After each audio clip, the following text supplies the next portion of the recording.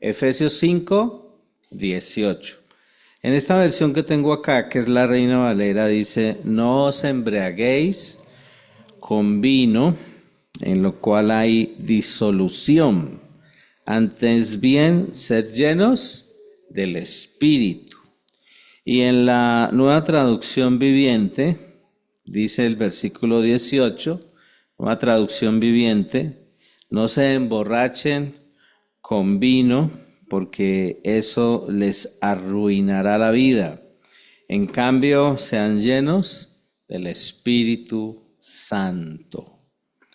Y quise iniciar con este pasaje porque estábamos compartiendo, estábamos hablando la vez pasada acerca de un tema interesante, un tema que nos desafiaba a entender qué es lo que equilibra nuestra vida espiritual. Y pues hoy quería mirar más que el hecho de entender que debemos vivir una vida en equilibrio, es mirar a la luz de la palabra de Dios cuáles son esas pruebas, cuáles son esas características que nosotros como cristianos deberíamos estar mostrando o evidenciando si somos seguidores de Cristo y si realmente estamos viviendo una vida en equilibrio. No es fácil, ¿cierto? Vivir esa vida en equilibrio porque pues nos dejamos controlar por muchas cosas. Aquí está hablando de que en este caso puede ser el licor. Uno se puede embriagar fácilmente ingiriendo licor y el licor, el efecto del licor lo va a controlar. Entonces la recomendación aquí es que no nos dejemos embriagar o que no nos embriaguemos mejor, no nos emborrachemos con vino, porque eso puede arruinar nuestra vida, sino por el contrario, que seamos llenos del Espíritu. Y como hablábamos la vez pasada, el ser llenos del Espíritu es lo que permite que nosotros vivamos una vida en equilibrio, ¿sí? No nos pendulamos ni a la izquierda ni a la derecha, vivimos en equilibrio. Si usted imagínese ahora una balanza y los platos de esa balanza están a la misma altura, ahí están en equilibrio. Así es la vida cristiana, cada uno de esos platicos de la balanza tiene que ver con nuestras prioridades, con lo que nosotros somos, con lo que nosotros hacemos en la vida cristiana. Y en la Biblia encontramos eso, que nosotros necesitamos desarrollar una espiritualidad auténtica, una espiritualidad en equilibrio. Ahora, eso no se logra de la noche a la mañana, como se dice popularmente, ¿cierto? ¿Qué es lo que debemos hacer? Pues necesitamos esforzarnos, necesitamos perseverar, necesitamos avanzar, buscar, ir avanzando en función de lo que la palabra de Dios dice que debemos hacer. Y en la Biblia uno puede encontrar, si quieren llamarle así al título de esta reflexión, las pruebas de nuestra espiritualidad. ¿Qué es lo que hace que se evidencie que estamos siendo cristianos espirituales? Recuerdan, la vez pasada hablábamos de que hay hombres o personas naturales que no han aceptado a Jesucristo, pero también que hay personas que han aceptado a Cristo y están dejando que el Espíritu Santo sea el que tome control. A eso le llamamos o de eso hablamos y hablábamos de la llenura del Espíritu Santo. Nosotros necesitamos ser llenos del Espíritu o caminar en el Espíritu. Son expresiones que nos hacen entender de la necesidad de estar bajo el control del Espíritu. Cualquier cosita, por muy insignificante que sea, puede sacarnos de nuestra espiritualidad. Cualquier situación puede disparar nuestros sentimientos primarios y llevarnos a asumir una actitud o una conducta carnal.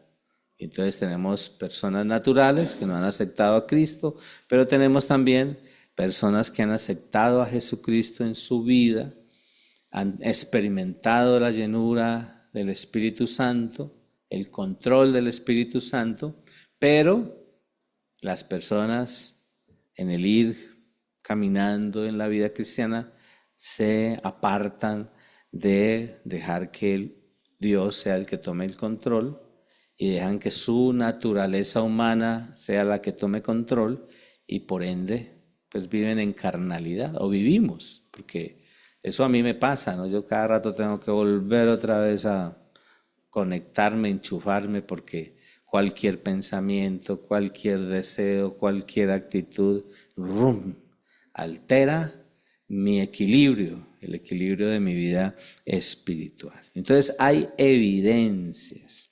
Y una de las evidencias que yo considero que es importante analizarla y que la encontramos en la palabra de Dios es el hecho de que si nosotros somos evaluados en el hecho de nuestra espiritualidad, esa espiritualidad se evidencia en el carácter de nosotros como cristianos.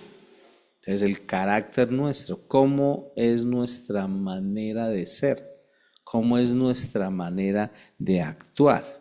Y por eso es que hay esta recomendación. Y no lo leímos en la traducción en lenguaje actual.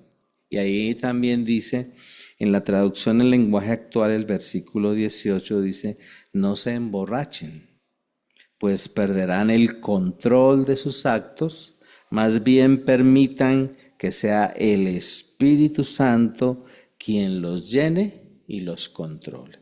Entonces, ¿cuál es la evidencia de que andamos en una condición de espiritualidad, no de carnalidad?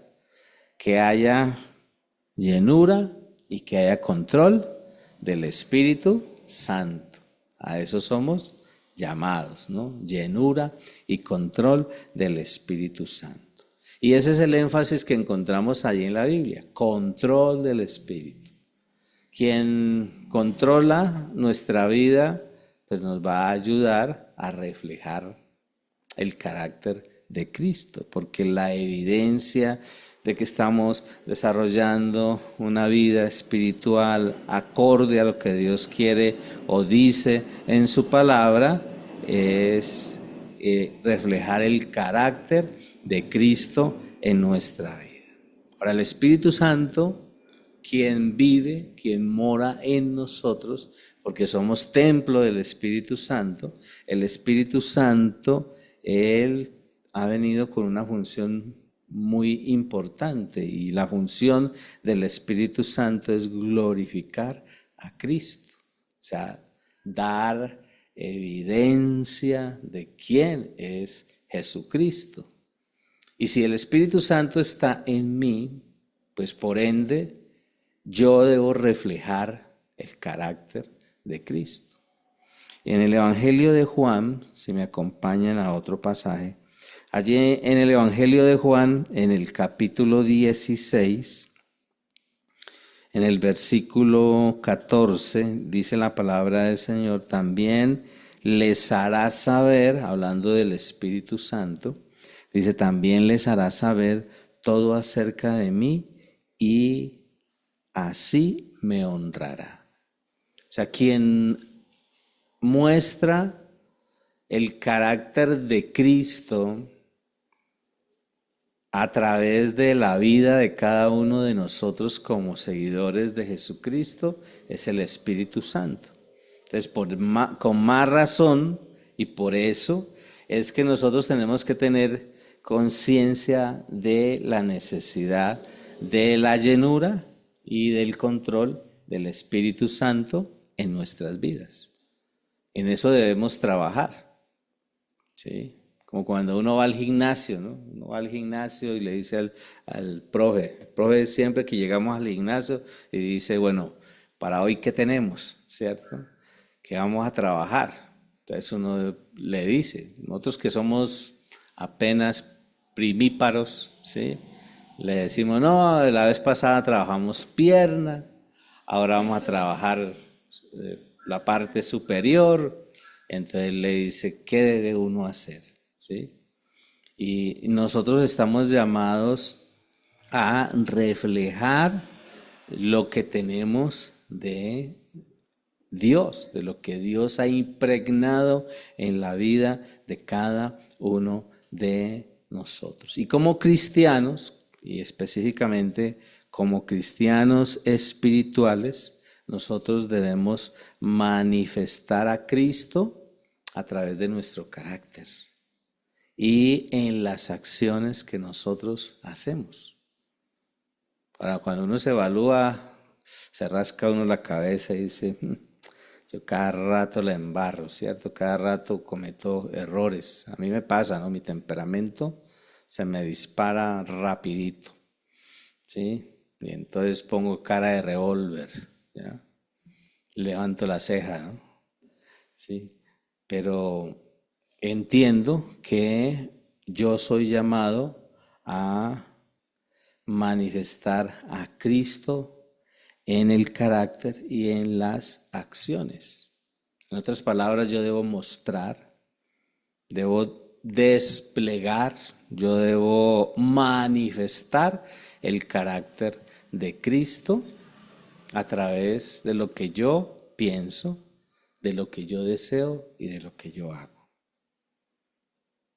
Vuelvo y digo, eso es un proceso, no es que ya, ¿no? Uno llega ahí al gimnasio y el primer día, ¿cuántos kilos? ¿No? Y a veces uno dice, no, no bajé nada. Sí, que día con Elizabeth nos mirábamos la barriguita y decíamos, ya llevamos tiempo juiciosos, haciendo ejercicio, sudando, ¿cierto? Es importante el ejercicio físico porque nos ayuda, ¿no? Ahora, para nosotros, con mayor razón, que ya vamos pasando los años, necesitamos hacer ejercicio. Pero más que el ejercicio físico, sin dejar de hacerlo, está lo espiritual. Entonces el Señor nos llama a nosotros a dejar que quien controle, quien llene, sea el Espíritu Santo. Y eso es mostrándolo, evidenciándolo. Como cuando a uno lo ven y cambió de look, como se dice popularmente. Que la gente lo mira y dice, uy, cambiaste de look, ¿cierto? Te cambiaste el peinado, estás diferente, ¿qué te hiciste, no? La gente siempre lo analiza y le mira el físico, ¿no? Hay gente que se arrima y le dicen, uy, todavía esa barriguita ya le está colgando, ¿no? La gente lo analiza a uno físicamente, pero también Dios está mirando cómo está nuestro corazón, cómo estamos viviendo ese proceso de vida cristiana. Entonces, ¿qué evidencia que en nuestra vida sea una vida que está siendo espiritual constantemente? Uno, reflejar el carácter de Cristo. Y reflejar el carácter de Cristo tiene que ver con lo que les decía ahora, el control del Espíritu Santo. Pero lo otro es que nosotros estemos presentando a Cristo, ¿sí? Yo diría, bueno, representando también, ¿no? Porque somos embajadores. Pero yo diría eso, que nosotros estemos presentando a Cristo. Como creyentes tenemos que presentar a Cristo. Ahora, ¿cómo lo hacemos? Pues reflejando lo que Él nos ha dado. Y en Gálatas, si usted también me acompaña allí a Gálatas, en el capítulo 5, en los versos 22 y 23, muy conocido este pasaje, lo voy a leer en la traducción en lenguaje actual. Dice, en cambio, versículo 22, el Espíritu de Dios nos hace amar a los demás estar siempre alegres y vivir en paz con todos. Nos hace ser pacientes y amables y tratar bien a los demás, tener confianza en Dios, ser humildes y saber controlar nuestros malos deseos. No hay ley que esté en contra de todo esto, ¿sí? Y eso pues lo conocemos en la versión Reina Valera, ¿no? ¿Qué dice la Reina Valera? Mas el fruto del Espíritu es amor, gozo, paz, paciencia, benignidad, bondad, fe, mansedumbre, templanza. Y ahí dice al final, contra tales cosas no hay ley. ¿Sí? Entonces encontramos aquí que la manera como nosotros presentamos a Cristo como creyentes es manifestando el fruto del Espíritu Santo. Y eso se tiene que trabajar, ¿no? El amor, el gozo, la paz, la paciencia, etcétera, etcétera. Esto es importante porque son rasgos que describen el carácter de Cristo y que nosotros debemos reflejar. En teología, cuando uno estudia los atributos de Dios, hay unos atributos que son comunicables. En otras palabras, son atributos que nosotros reflejamos. Hay atributos que son incomunicables. Por ejemplo, Dios es eterno. Es un atributo. La eternidad es un atributo. Y ese atributo es exclusivo de Dios. Ese atributo no lo tiene nadie más. Nadie más. No lo podemos tener nosotros, ¿sí? ¿Por qué? Nosotros tenemos principio y tenemos fin. En cambio, el amor es un atributo comunicable. Y como fruto, o como virtud mejor, del fruto del Espíritu Santo, el amor lo podemos reflejar, ¿sí? Podemos reflejar el amor. Podemos aprender a amar y mostrarle o manifestarle amor a los demás, así como lo hacemos con Dios. Entonces hay rasgos que describen el carácter de Cristo y eso es lo que debemos reflejar. En otras palabras, cuando nosotros estamos hablando de presentar a Cristo como creyentes, aparte del control del Espíritu Santo, es que nosotros debemos ser imitadores de Cristo con nuestra conducta. Usted y yo debemos ser imitadores de Cristo con nuestra conducta. En Gálatas, si buscamos el capítulo 2 de Gálatas, en el verso 20, también muy conocido este pasaje para todos nosotros, dice en el versículo 20, con Cristo estoy juntamente crucificado y ya no vivo yo, mas vive Cristo en mí, y lo que ahora vivo en la carne, lo vivo en la fe del Hijo de Dios, el cual me amó y se entregó a sí mismo por mí. Y aquí es interesante porque yo debo ser un imitador. Yo estoy llamado a imitar, ¿sí? Los actores son buenos imitadores o malos imitadores. Hay gente que imita de una manera espectacular. Por ahí estaba viendo una entrevista que le estaban haciendo a un actor colombiano y este actor colombiano hizo el papel de Pablo Escobar. Sí, no sé si ustedes recuerdan esa novela, ¿sí?, que se hizo y fue, o sea, ha salido del país y eso se presenta en muchos lugares.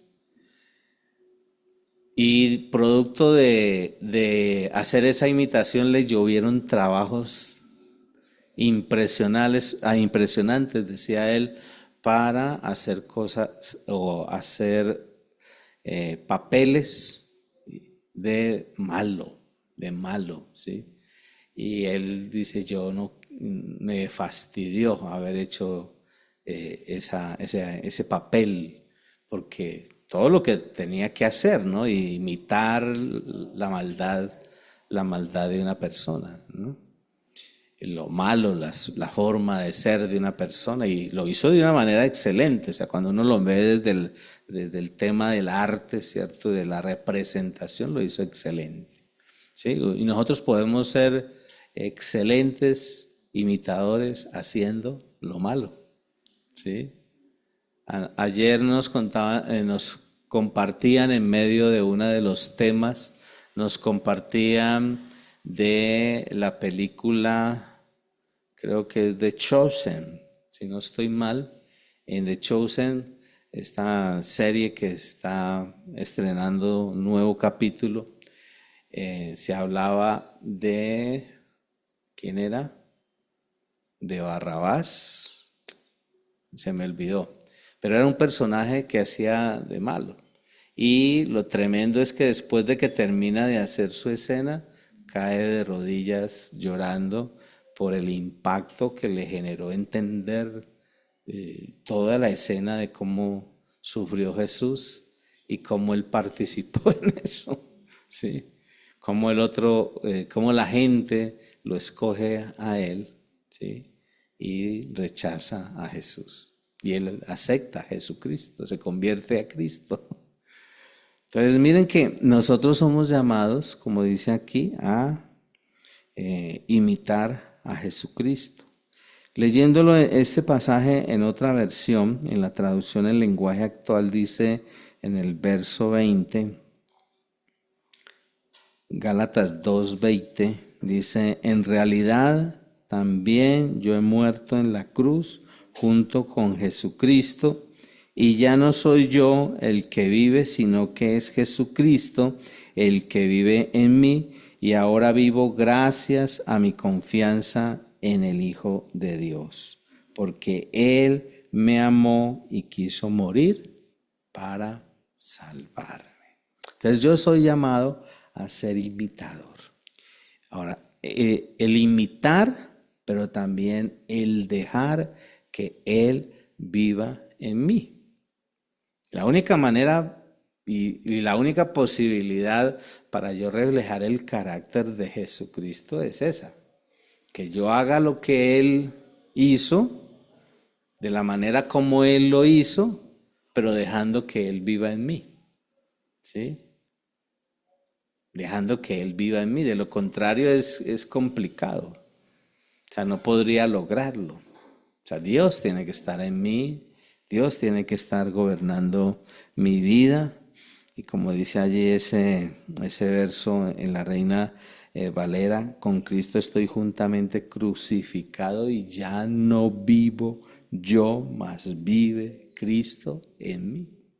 O sea, tiene que vivir Cristo en mí. Y producto de vivir Cristo en mí a través de la persona del Espíritu Santo, y al yo disponerme a dejar que Él llene, que Él controle, entonces voy a lograr imitar a Jesucristo en lo que Él dejó como ejemplo. Y hay muchos ejemplos que dejó Jesucristo, encontramos en la vida, en la Biblia, perdón, que nosotros tenemos referencias de lo que Él hizo y que deberíamos también hacer nosotros. Entonces miren el desafío que hay allí y miren la motivación que encontramos allí en la palabra del Señor, que nosotros tenemos que reflejar esos rasgos del carácter de Cristo, que nosotros debemos caminar o que nosotros debemos vivir como Cristo lo hizo. O sea, recibimos a Cristo y ya no. Que a veces pensamos eso, ¿no? Yo ya recibí a Cristo, pare de contar. Y no, requiere alcanzar madurez. Para que no nos embriaguemos de cosas distintas al Espíritu Santo, necesitamos alcanzar la madurez. En otras palabras, lograr llegar a vivir una vida cristiana en equilibrio. Usted y yo tenemos que vivir una vida cristiana en equilibrio. Y bueno, tenemos otros versos aquí. Primera de Pedro, si me acompañan, capítulo 2, el versículo 21, dice, en la Reina Valera dice, pues para esto fuisteis llamados, porque también Cristo padeció por nosotros, dejándonos ejemplo para que sigáis sus pisadas. Primera de Pedro 2:21. Y en la traducción en lenguaje actual dice, si acaso sufren injustamente, recuerden que Dios les ha ordenado sufrir con paciencia. Y en eso Cristo les ha dado ejemplo, para que hagan lo mismo, pues Él sufrió por ustedes. Ya, usted es llamado a caminar, o en otras palabras, a vivir como Cristo lo hizo, en dependencia total de Dios. Pero nosotros no lo logramos de la noche a la mañana. Tenemos que vivir ese proceso que Dios tiene con cada uno de nosotros. ¿Ok? Y en Primera de Juan también, otro verso que tengo ahí en el capítulo 2 de Primera de Juan, en el verso 6 dice, el que dice que es amigo de Dios debe vivir como vivió Jesús. O sea, es tan claro y es un gran desafío, ¿no? Un gran compromiso para nosotros como cristianos. Si usted y yo decimos somos seguidores de Cristo, pues tenemos que vivir, como dice en este pasaje de Primera de Juan capítulo 2, versículo 6, que si somos amigos, pues debemos vivir como vivió Jesús. Ahora, ¿cómo vivió Jesús? Tenemos que analizar ahí varias cosas de la Biblia que nos muestran cómo vivió Él. Pero también el desafío es a dejar al Espíritu Santo que produzca el carácter de Cristo en nosotros. Si usted no lo deja, si usted es un niño, los niños son caprichosos, ¿cierto? Yo quiero hacer esto. Estos días vino mi hermanita, mi mamá, y vino el esposo de mi hermanita y trajeron a mi sobrina, ¿no? Y esa china es bien interesante, ¿no? Muy abierta, muy despierta, pero quiere hacer, yo lo hago, yo quiero, es que yo quiero. Y entonces a querer imponerse. Mire, desde chiquitico, 3 años, ya quiere imponerse a hacer lo que ella quiere. Y es que no me dejan, dice, no me dejan. ¿Sí? Entonces, nosotros en nuestra inmadurez siempre vamos a querer hacer lo que a nosotros nos gusta, lo que nosotros queremos, ¿sí? Y cuando usted empieza a desarrollar crecimiento, usted va evaluando. Esto que yo quiero, esto que yo deseo, esto que yo estoy haciendo, ¿a Dios le agrada? ¿Dios lo acepta? ¿Dios le da el visto bueno? Y si no es así, pues ¿qué tengo que hacer? Tengo que cambiar, ¿cierto? Necesito cambiar, necesito redireccionar mi vida. En otras palabras, como les decía ahora, dejar al Espíritu Santo que produzca el carácter de Cristo en nosotros. Y como les decía ya rato, ¿en qué debemos imitar a Cristo? Hay muchas cosas en las que nosotros debemos imitar a Cristo. Hay virtudes en el desarrollo del ministerio y de la vida pública de Jesús que Él hizo, que dejó como ejemplo, como leíamos aquí en este pasaje de Primera de Pedro y de Primera de Juan. Entonces hay muchas que encontramos. Por ejemplo, vamos a el Evangelio de Mateo, y allí en el Evangelio de Mateo, Mateo capítulo 9, Mateo 9:36. Y ahí en Mateo 9:36 dice, en la traducción en lenguaje actual, dice, al ver la gran cantidad de gente que lo seguía, Jesús sintió mucha compasión, porque vio que era gente confundida, que no tenía quien la defendiera. Parecían un rebaño de ovejas sin pastor. Y aquí hay una virtud, y la virtud es la compasión.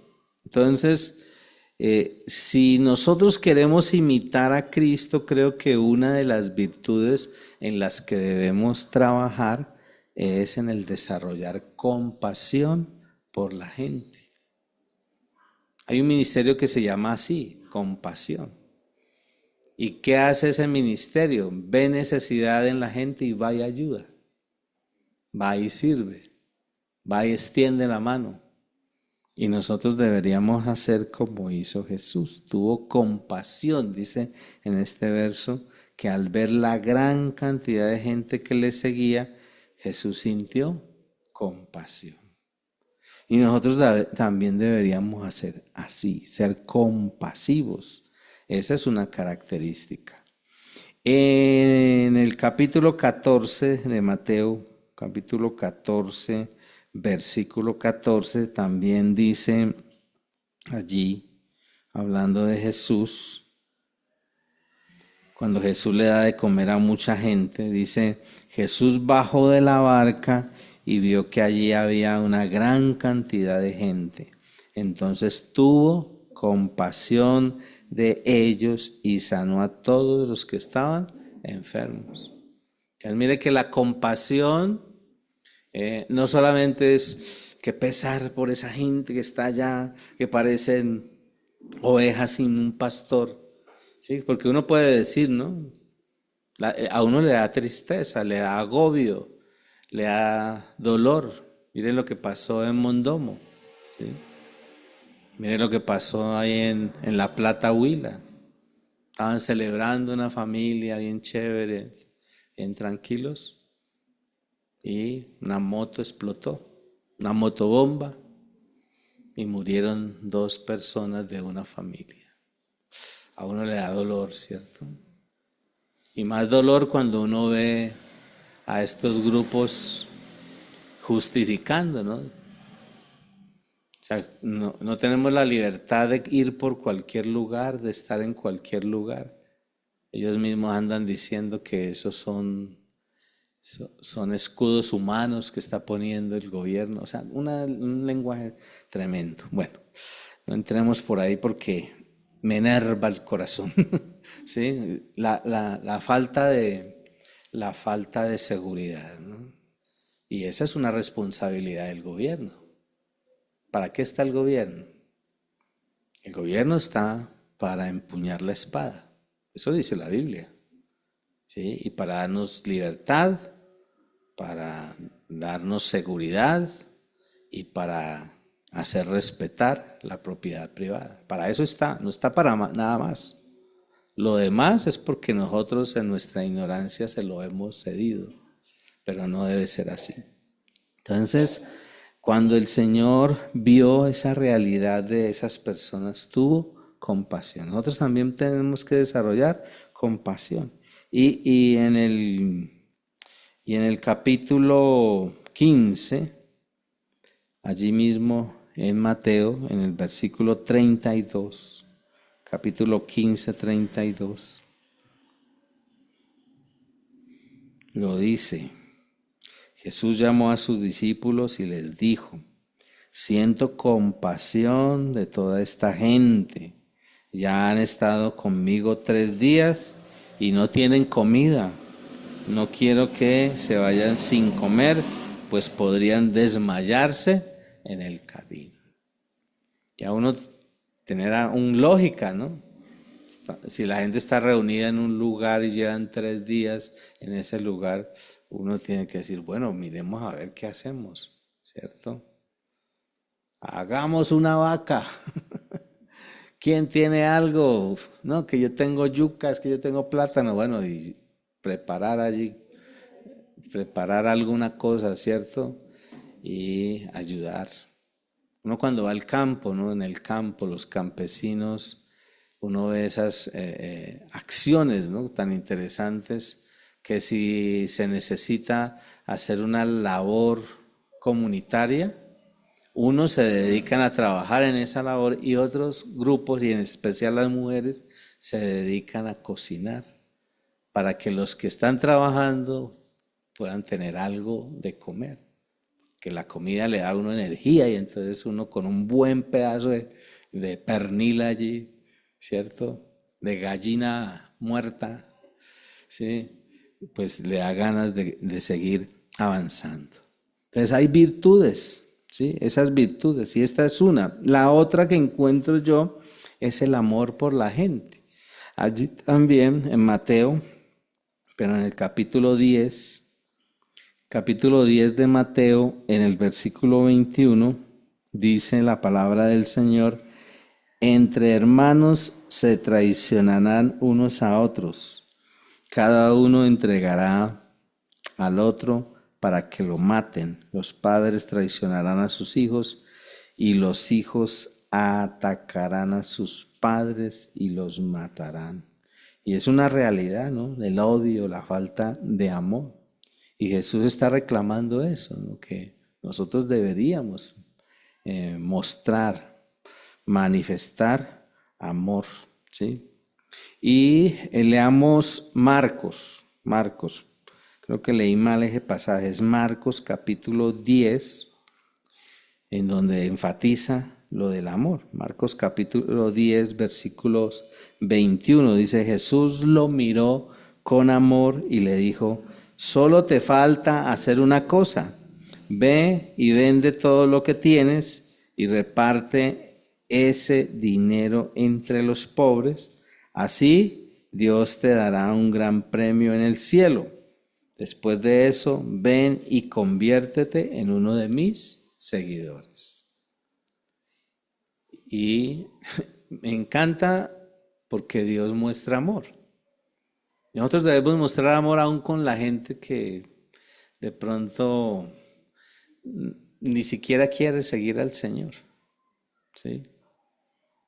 Y este personaje tenía mucha riqueza. Y el Señor le dijo: vaya y venda todo lo que tiene y repárteselo a la gente que necesita. ¿Sí? Hay gente que es así, ¿no? Yo no sé si sean seguidores de Cristo, pero tienen, en el corazón tienen amor.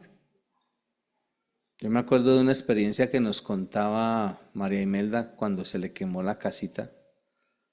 Nosotros fuimos a ver cómo hacíamos y hicimos una gestión allí, pero ella nos contaba que un día estaba barriendo, salió allí afuera al andén y empezó a barrer fuera de la casa, y alguien en una moto llegó y le dijo: mire, y le extendió un sobre. Y ella lo cogió y dijo: eso es para usted, y se fue. Y cuando ella abrió el sobre estaba con dinero. Entonces hay gente que con amor obra, ¿cierto? Hay acciones, la compasión, el amor, ¿sí? Y contaba ese testimonio.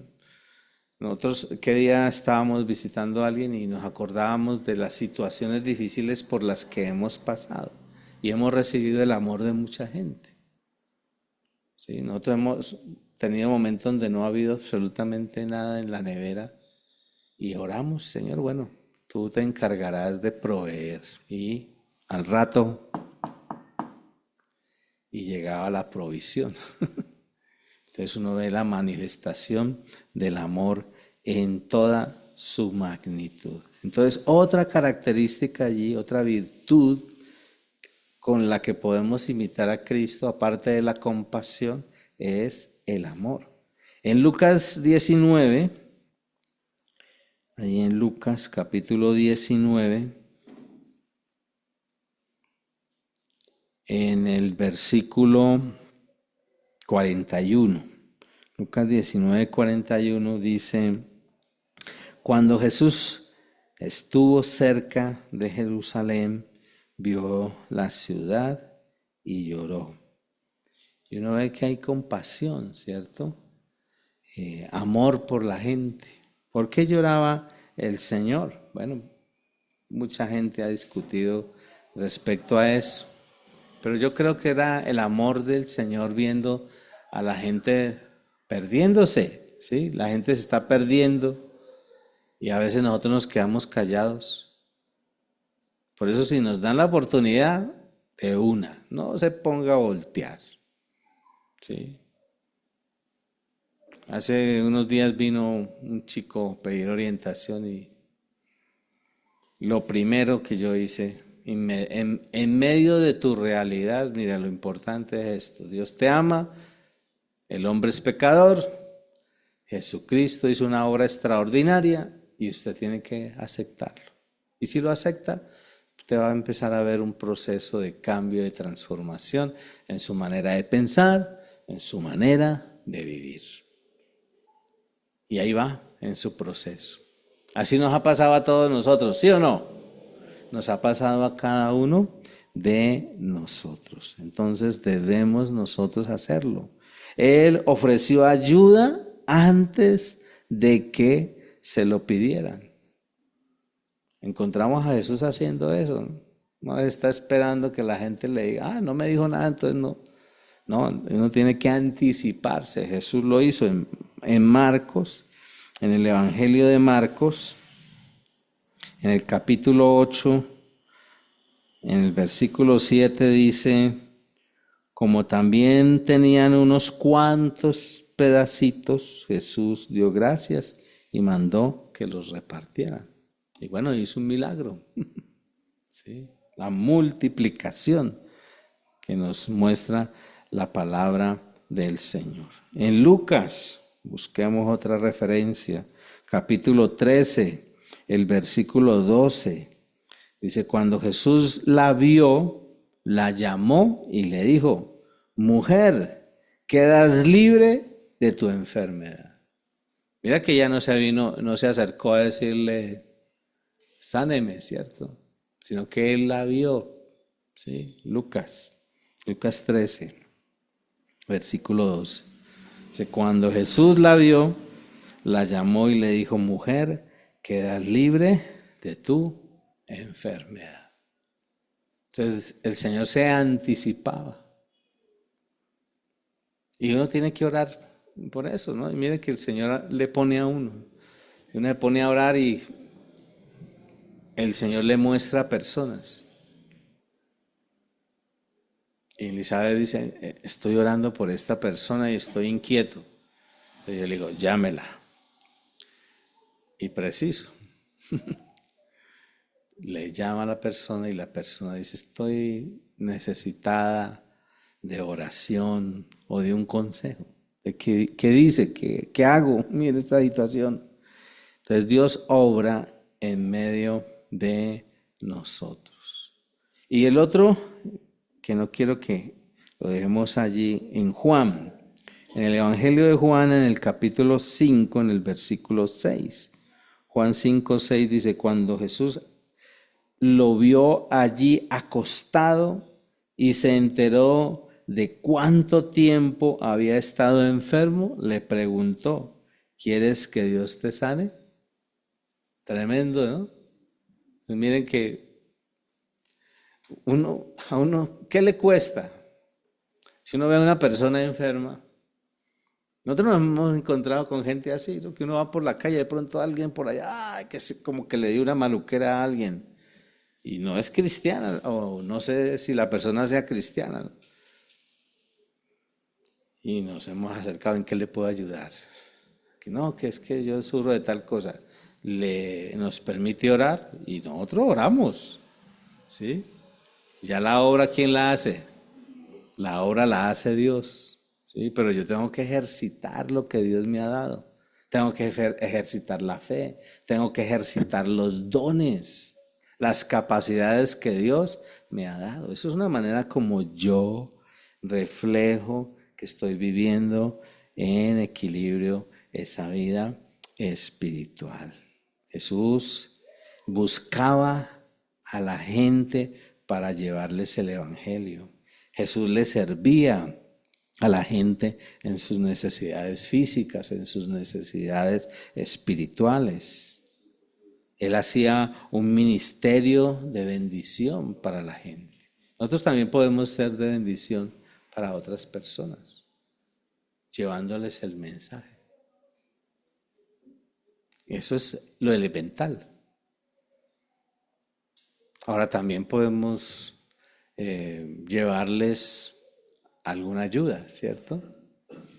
Pero uno tiene que ser como muy equilibrado en esa parte. Yo lo que he entendido a través de todos estos espacios de servicio ministerial es que nosotros tenemos que ser equilibrados, ¿sí? Si yo a alguien le ayudo con algo de alimento, también tengo que, aparte del mensaje del Evangelio, ayudarle a que cambie su manera de ver la vida.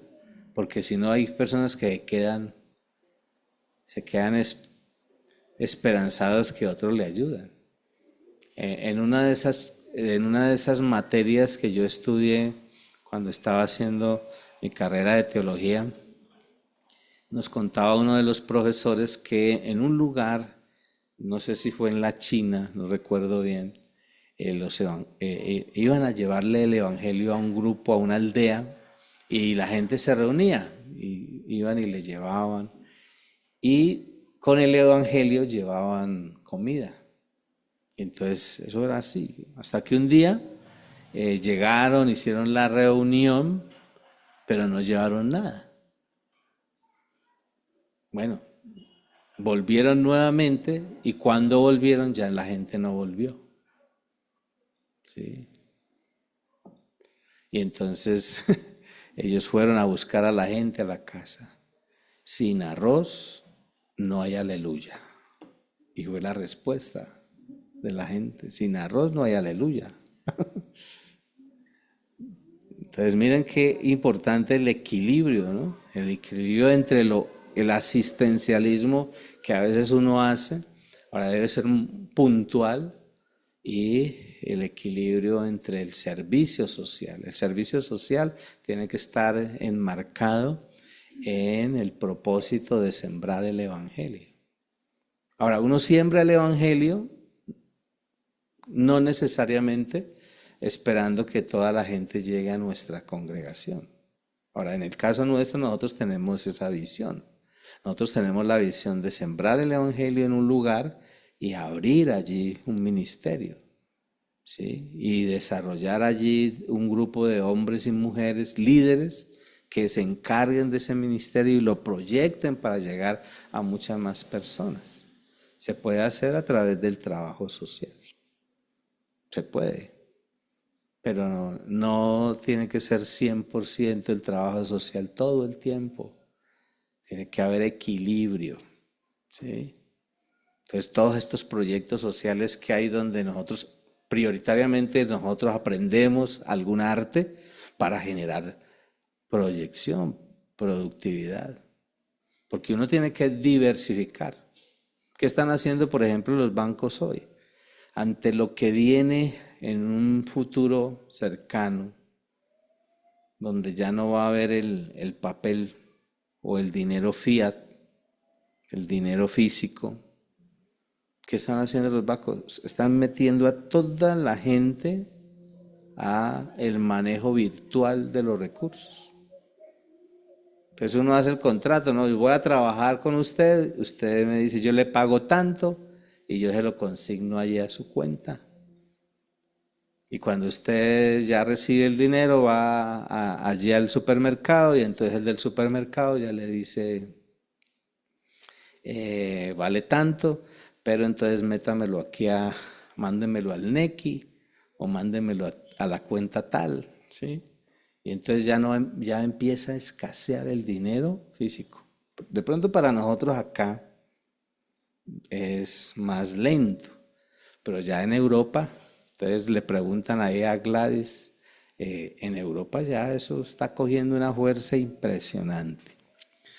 Ahora, nosotros podemos ayudar, ¿cierto?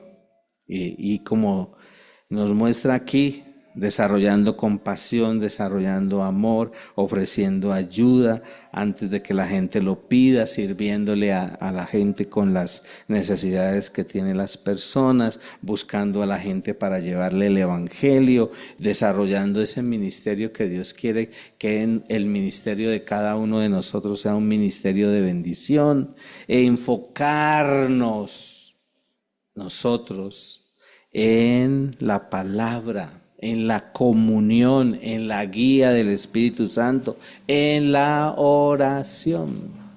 A eso debemos ir nosotros.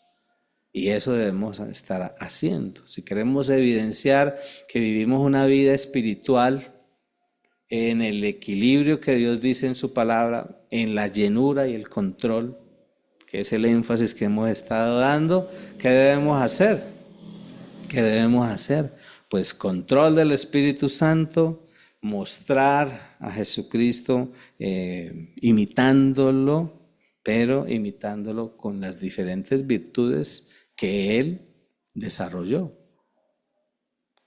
Y por eso la misericordia, la compasión, el amor, el servicio son elementos que debemos cultivar. El modelar a Cristo, el glorificar a Cristo, el reflejar el carácter de Cristo.